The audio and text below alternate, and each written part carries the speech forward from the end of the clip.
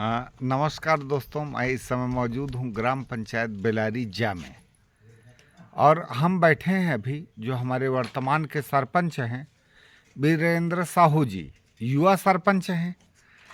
और जब कोई युवा ऐसे पद पर आता है तो उसकी आशाएं बड़ी होती हैं, उम्मीदें बड़ी होती हैं और भावनाएं बड़ी होती हैं और जज्बात बड़े होते हैं।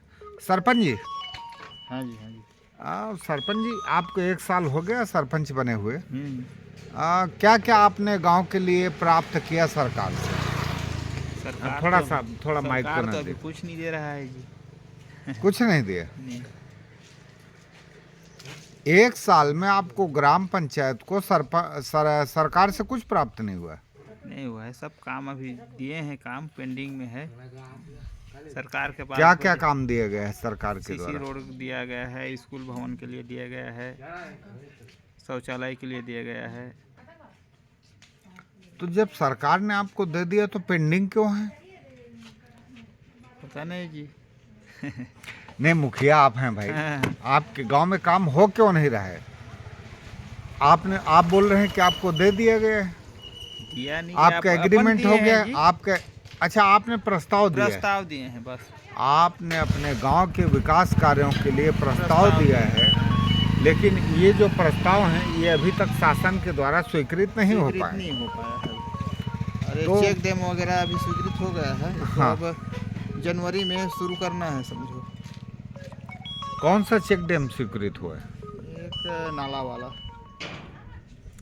नाम बताइए, हमारे दर्शक जान सकें। सरकार और हमारा कलेक्टर जब आपकी बात को सुनेगा, हाँ। तो अगर आप भाई साहब आप नाम नहीं बताएंगे तो एक डैम बोलने से वो क्या जानेगा? चेक डैम कहाँ पर? नाला में। कौन सा नाला? बेलारी नाला। बेलारी नाला पर एक चेक डैम बनाने का आपके द्वारा हाँ। प्रस्ताव दिया गया है। हाँ। वो प्रस्ताव आपने कहाँ पर जमा किया है? जिला में। जिला पंचायत में। जिला पंचायत। अच्छा, कितना दिन हो गया जमा किए?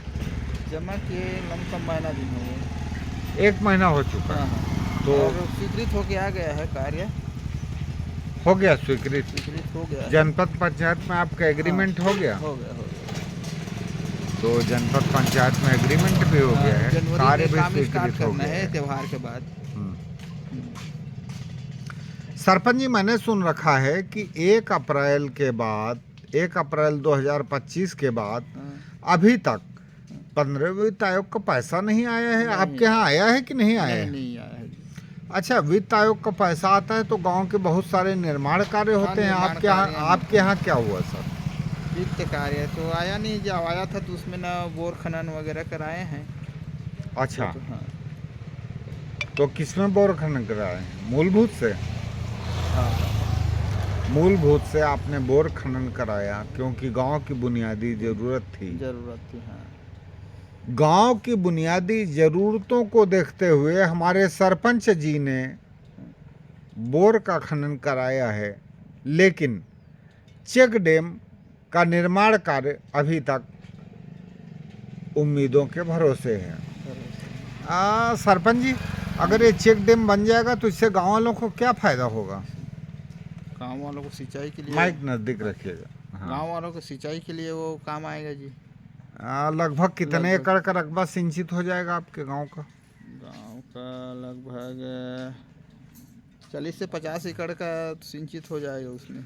40-50 एकड़ का रकबा सिंचित हो जाएगा अगर डैम बनता है तो। हाँ। और जो हमारे बेलारी जा में डैम का जहां बनाना चाहते हैं उस नाले का नाम क्या है? ये बेलारी नाला, वो भैंसा दरहा। भैंसा दरहा नाम का एक बेलारी में नाला है जिस पर आपने डैम बनाने का प्रस्ताव दिया है। और भैंसा बुढ़ा।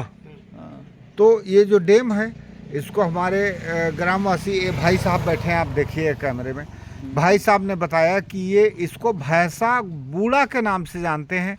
क्योंकि वहाँ पर भैंसा लोग जाकर डूबते होंगे, इसलिए भैंसा बूढ़ा है वो।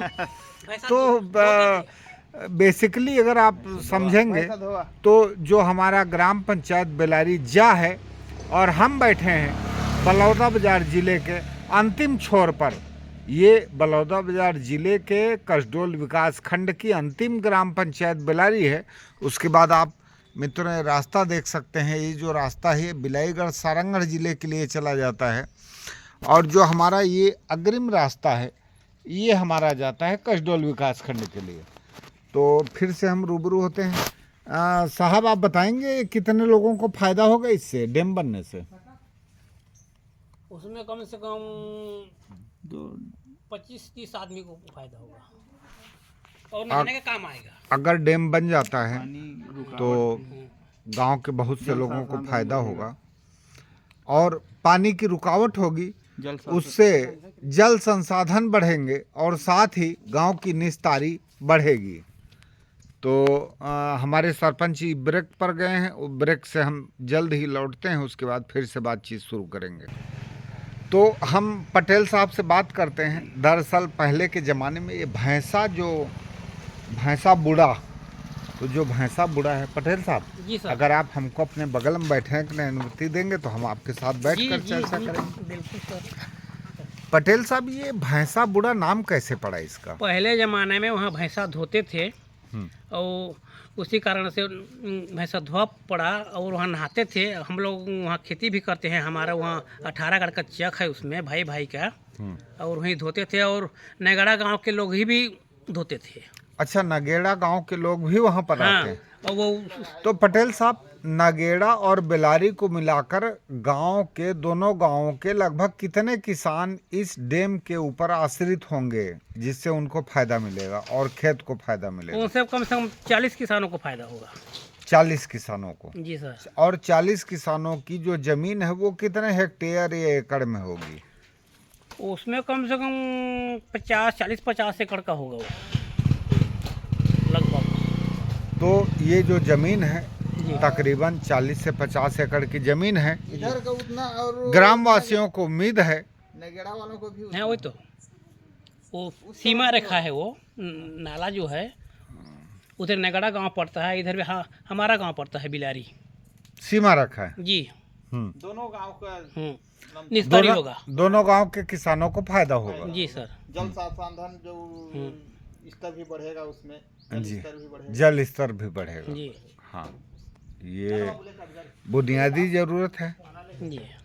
हमारे पंचायत मंत्री विजय शर्मा जी, मुख्यमंत्री विष्णुदेव साय जी, अनुरोध है आपसे, आप महतारी वंदन कर रहे हैं, तमाम आपने योजनाएं लाकर रखी हैं, लेकिन क्या आप गांव वालों की इन बुनियादी ज़रूरतों पर आप काम करेंगे? ये महत्वपूर्ण पहलू है। मैं चाहूँगा कि आप इस पर विचार अवश्य करेंगे। अभी हम और सरपंच जी से बात करते हैं और गांव की समस्याओं के बारे में जानेंगे, और फिर तो मित्रों ये भैंसा बूढ़ा की बात की गई, और इसके बाद हम सरपंच जी से और बात करना चाहते थे, लेकिन जो हमारे सरपंच जी हैं उनका स्वास्थ्य आज अच्छा नहीं है, इसलिए हम अपने इस जन संवाद के संवाद को यहीं पर रोकेंगे और फिर किसी दिन मिलेंगे ग्राम पंचायत बेलारी के हमारे सरपंच साहू जी के पास और बात करेंगे, और उसके बाद हम पूरी स्टोरी आपको दिखाएंगे। तब तक आप बने रहिए जन संवाद न्यूज के साथ।